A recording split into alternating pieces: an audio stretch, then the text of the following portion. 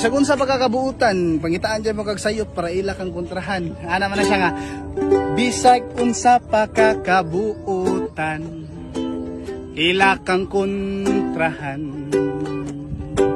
Kay sayop ra ilang makitan, bisag dili nimo binuhatan. Kay ang ilahang gusto, maglagot nimo ang mga tao. Isalig lang sa Ginoo, kay ang grasya na animo. Paiki mga tao ron eh, uson na gyud karon. Angon sa man? Ilara kang gamiton, tungod manggod nimo, nga buutan ra ka kaayo. Daghag walay batasan, igora kang pahimoslan.